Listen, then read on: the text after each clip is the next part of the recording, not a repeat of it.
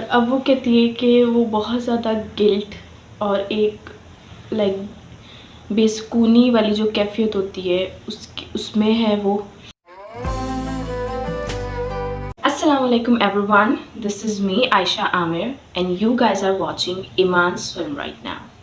So basically Iman is not here with me just because she is not feeling well today. So I'm just making video and as you know that video is all about emotional stories और मैं आज जो है वो बहुत ज़्यादा हिम्मत रख के स्टोरी आप लोग को सुनाने लगी हूँ। ये मेरे पास काफ़ी अरसे की पड़ी हुई है लेकिन मैंने वो नहीं सुना क्योंकि जब भी मैं इस स्टोरी को रीड किया, मैंने जब भी जिन्होंने मुझे ये स्टोरी भेजी थी और मैंने जब भी उनकी स्टोरी को रीड किया तो मैं बहुत इमोशनल हो जाती हूँ and it's really difficult for me कि मैं खुद पे कंट्रोल कर सकूँ। सो आज मैंने बहुत ज़्यादा हिम्मत पकड़ के जो है ये वीडियो बनाने का सोचा है। So let's just start the video.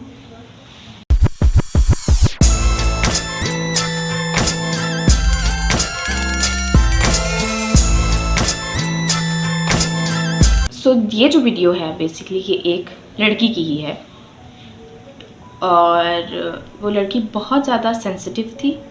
वो जो लड़की है वो 18 इयर्स की थी when she just started her relationship with a boy. They were just playing with each other or like time pass हो रहा है या ऐसा फील कुछ भी नहीं था।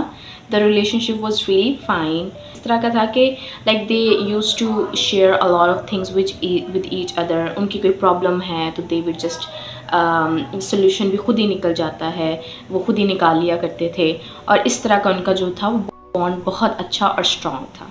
उसने कहा कि 4 इयर्स के बाद जो है वो उसकी लाइफ में एक और पर्सन एंटर होता है और वो किस तरह से होता है कि वो कह रही थी जिस ड्यूरिंग मैंने कॉलेज में एडमिशन लेना था तो तब मेरी उस पर्सन से जस्ट ऑनलाइन बात हुई थी और इस टाइप का।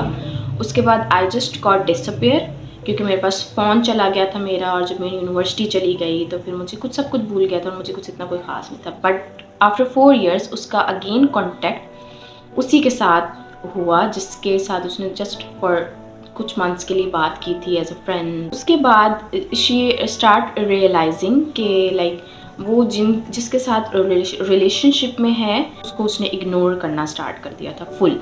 तो उसके लिए उस तरह का फील करना जो है वो छोड़ चुकी हुई थी।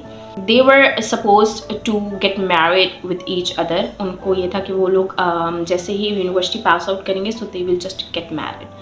लेकिन अब उनकी ये बात हो चुकी हुई थी कि they just don't wanted to like basically girl just don't wanted to marry that boy जिसके साथ वो रिलेशनशिप में थी just because of the third person. और लड़की को कहीं ना कहीं लड़की ने बताया कि उसको कहीं ना कहीं गिल्ट फील होता था कि वो शायद नहीं बल्कि वो गलत कर रही है। थर्ड पर्सन जो था वो उसकी फैमिली बहुत ही कंजर्वेटिव थी और लड़की बहुत ज़्यादा जो है वो आई डोंट नो कि उसको क्या फील हुआ क्या नहीं, लेकिन वो बहुत ज़्यादा उसके लिए फील करने लगी और वो उसने खैर कुछ महीने फिर वो भी उसने बात की उस थर्ड पर्सन ने उससे, जो दूसरा लड़का था उसने बात की। उसके बाद वो लड़का ही डिसअपियर हो गया। लड़की बहुत ज़्यादा जो है वो एक ट्रॉमा में चली गई थी और वो उसको कुछ पता नहीं था उसके साथ बेसिकली हुआ क्या।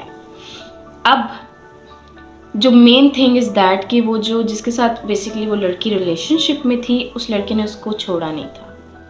लाइक वो फिर भी अपनी ट्राई जो है वो करता रहा। मैंने बेसिकली जब ये स्टोरी का एक एनालिसिस किया जो मुझे मेरे पॉइंट ऑफ व्यू से जो चीज़ लगी कि मुझे वो लड़के का कोई इसमें कोई कसूर नहीं लगा या मैं उसकी की मिस्टेक कंसिडर नहीं करती, लेकिन एज अकॉर्डिंग टू जिसने मुझे ये स्टोरी बताई है वो कहती है कि उसकी थोड़ी सी मिस्टेक थी। सो इसलिए मैंने वही वर्ड्स बोले कि लड़के की भी थोड़ी सी मिस्टेक थी। जब उनका ये सारा कन्फ्लिक्शन चल रहा था लड़का भी कहीं पे आके बहुत ज़्यादा एग्रेसिव हो चुका हुआ था। उसने भी लड़की को कहते थे चलो ठीक है जाओ, मैंने भी तुमसे शादी नहीं करनी। बेसिकली वो जो जिसके साथ रिलेशनशिप थी वो बहुत ज़्यादा पॉजेसिव था उसे लेके। लड़की बहुत ज़्यादा कहती है मैं बहुत ज़्यादा स्ट्रेस में थी और मैं कुछ कर भी नहीं सकी, लेकिन मैं कहीं ना कहीं ये डिसाइड कर चुकी हुई थी, मैंने खुद ये चीज़ क्रिएट की थी तो मैं अब उससे शादी नहीं करूँगी, वो ये डिसाइड कर। लेकिन लड़का जो था उसने उसको नहीं छोड़ा था, लेकिन बीच में लड़के ने भी जब वो अग्रेसिव था उसने क्या किया कि कहीं और जाके जो है वो इंगेजमेंट करवा ली उसने। और जिसके साथ उसने इंगेजमेंट की है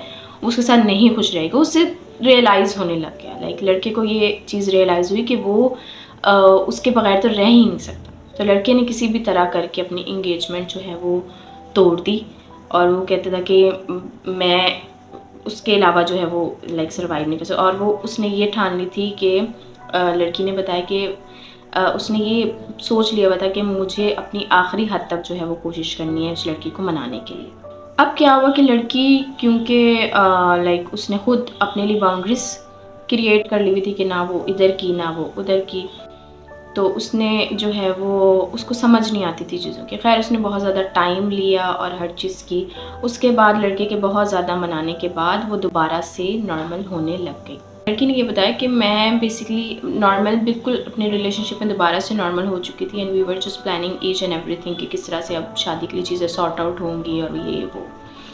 और उनकी फैमिलीज़ जो थी वो भी कोई ख़ास लव मैरिज के अगेंस्ट नहीं थी, दे सपोर्ट लव मैरिज, और वो कहते थे अच्छे तरीके से सब कुछ हो।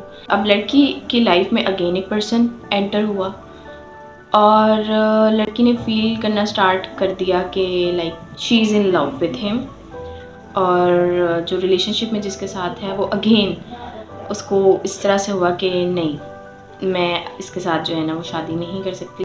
अच्छा, जो बेसिकली लड़की है वो थोड़ी सी लाइक मुतवस्सित तबके से ताल्लुक़ है, मिडिल क्लास जो होते हैं वो।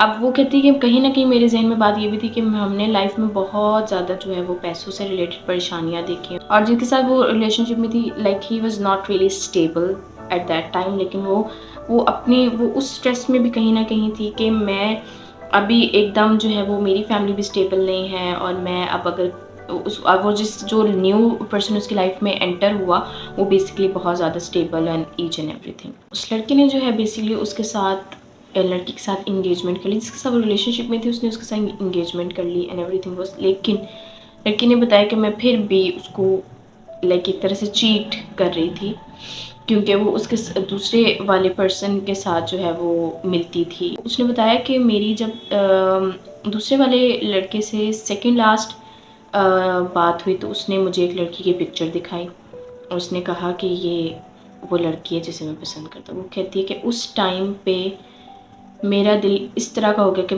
फटने वाला हो गया था। जब लास्ट उसकी मुलाकात हुई उससे, उसमें उसने उसे क्लियर कर दिया कि मेरी जो है वो शादी होने वाली हो रही है।